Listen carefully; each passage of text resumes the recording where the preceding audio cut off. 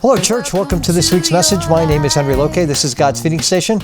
It's an honor to be with you again this week, a little different setting this week, but we are continuing in Isaiah. We're in chapter 9. Very famous verses today, very well-known verses today. Verses 1 through 7. It is the prophecy, again, messianic prophecy. Title today is Unto Us a Child is Born. We all know these verses. Ahaz has been, as we know, unfaithful. He's been very short-sighted, seeking help from his enemies rather than from God.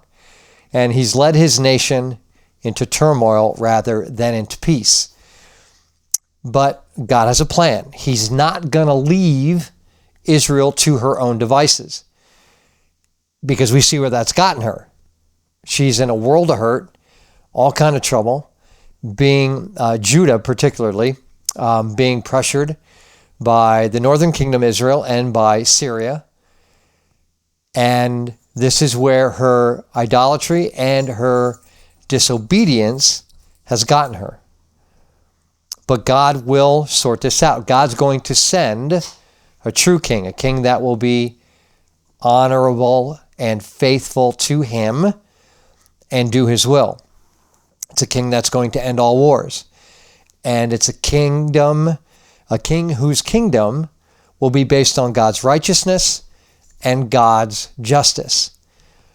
And this king will be God's word incarnate.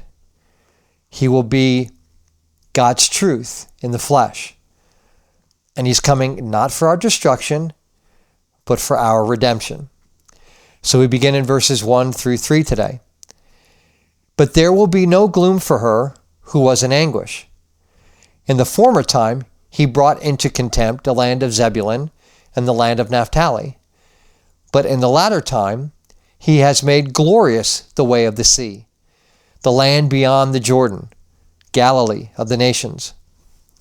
The people who walked in darkness have seen a great light.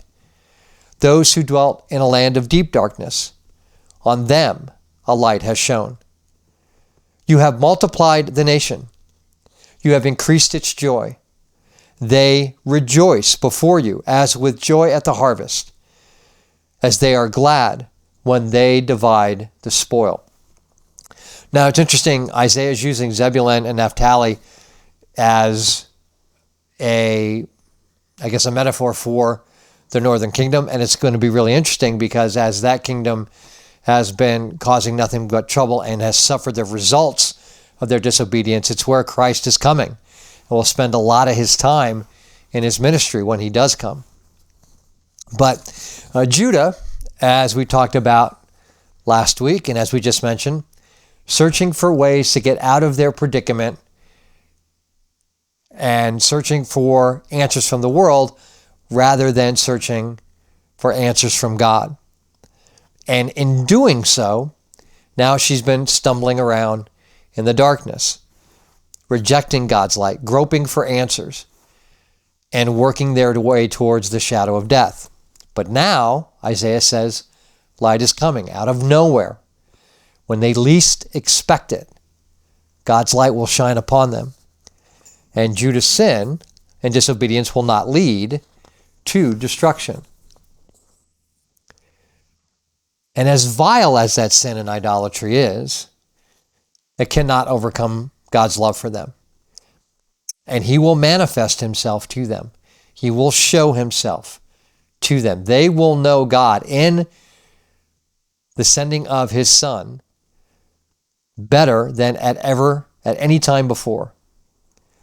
And God's going to do this because he's going to keep the promise he made to their forefathers. He promised them that this was going to happen. And God will keep his promises. Now, again, Judah has a choice. Judah can continue the path that she's on. She can continue to choose disobedience and sin. But, if they choose to submit themselves to God, they'll be free. They'll be free. They will no longer be slaves to the sin that has bound them and brought this judgment upon them. And then nothing will stop God's light from shining on them. And they'll experience joy like they've never experienced before. And we've talked about this before. This judgment that's coming is not the end of them. The nation will rise again. Its harvest will be abundant, Isaiah says. It will divide the spoil of her enemies rather than the enemies taking spoil from the land that God has given the nation. And in place of fear, there will be joy. But the thing to remember, the source of that joy is God, is the Lord their God. That is where true joy comes from.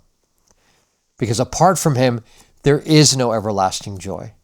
The joy of the world is fleeting at best. And it's only the joy of God that will last. Verse 4, for the yoke of his burden and the staff of his shoulder, the rod of his oppressor, you have broken, as on the day of Midian. Right? This is the reason for the joy. And Isaiah takes them back to Gideon. Right? They will be set free in this. And they will only be set free because God has set them free. Their submission to him, their choosing him, leads to their freedom. And God is saying through Isaiah that deliverance, full deliverance, is coming. Right now, it's not just deliverance from Syria and the northern kingdom. He's not talking about that type of deliverance. That's part of it, but it's not the overall be-all and end-all. Right? We're talking deliverance from sin and from oppression. Right? The Prince of Peace is going to come and deliver peace where there is no peace.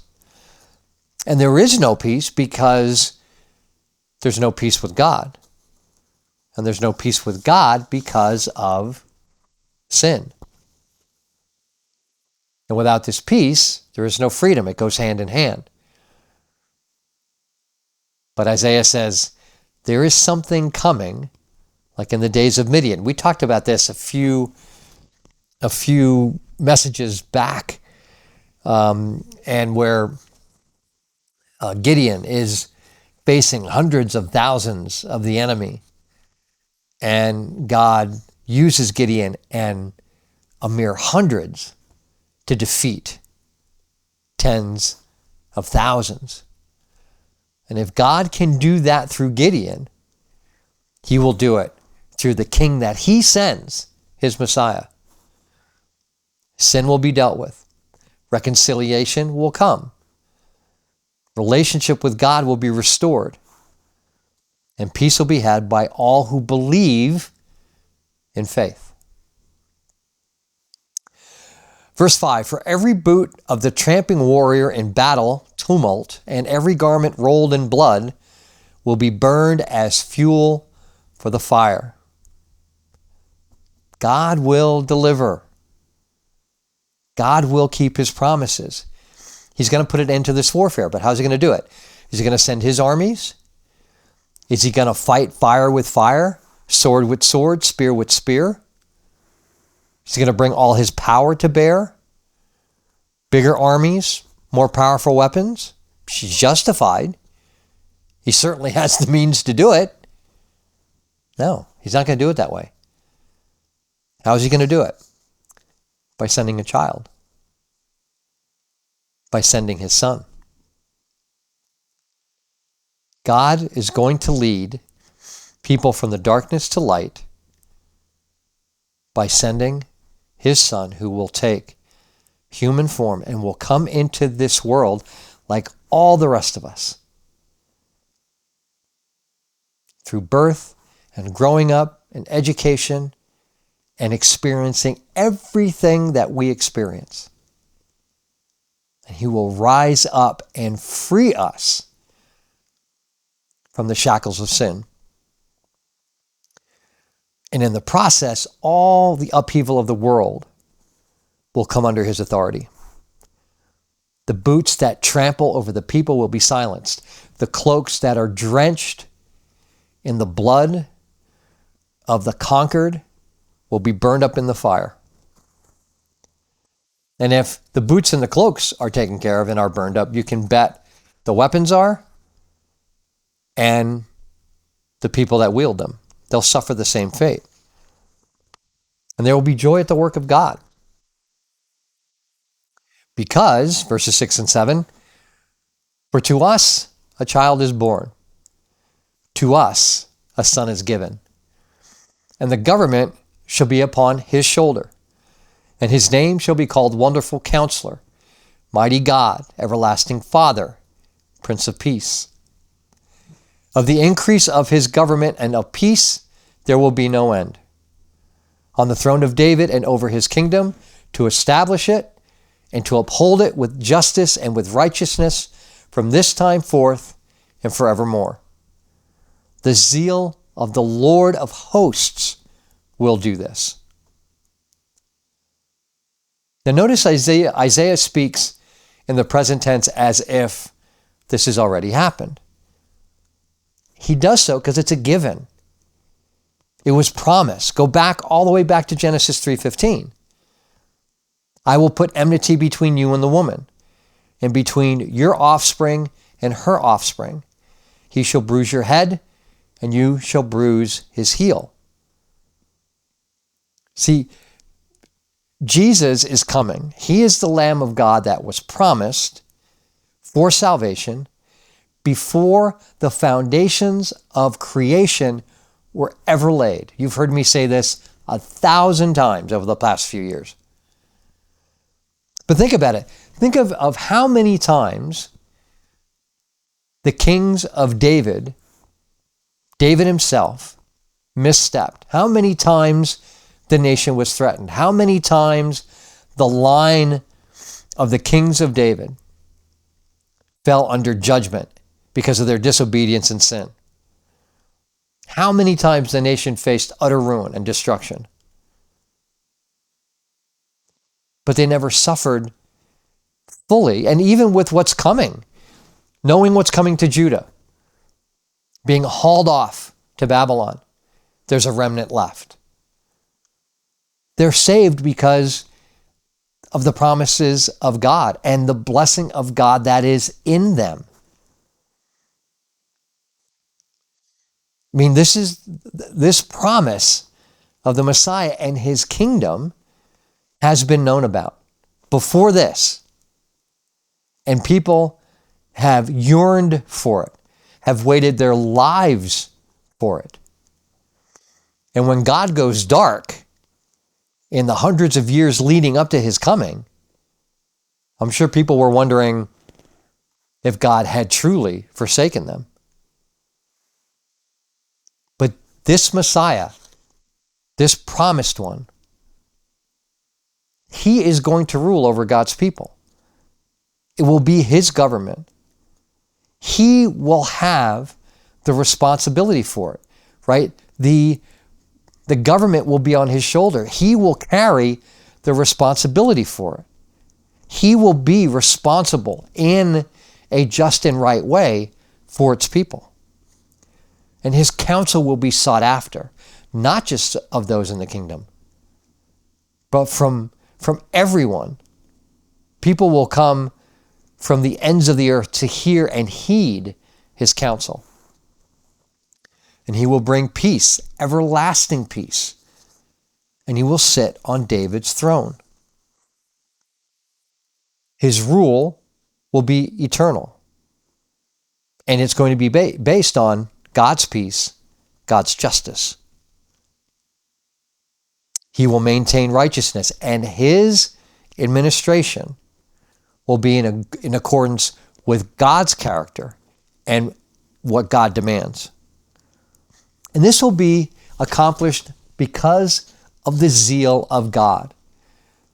God, again, promised this. He set this in motion before he laid a brick of creation.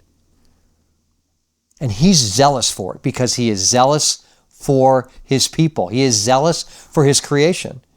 And he will see to it that this kingdom comes, that it is established as promised.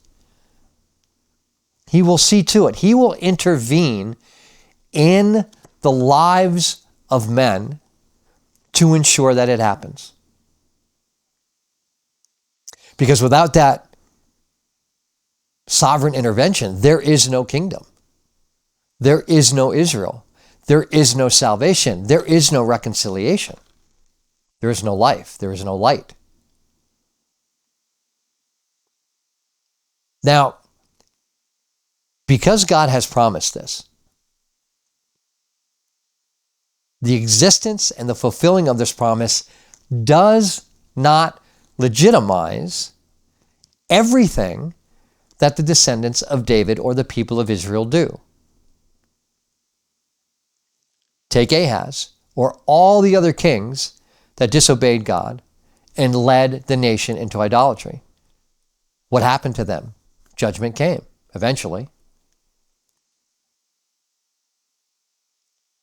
While God must be true to himself and keep his promise, he also must maintain his integrity. He has to do both. And so while worldly kingdoms are often established with violence and coercion, this kingdom is going to be established on God's justice and God's righteousness.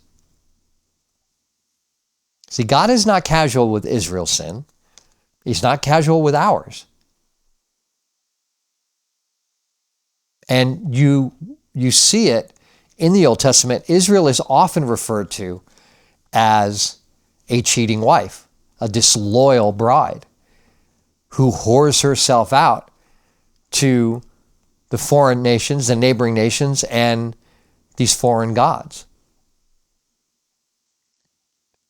She drifts from one lover to the next. But in God's holiness and in God's zeal,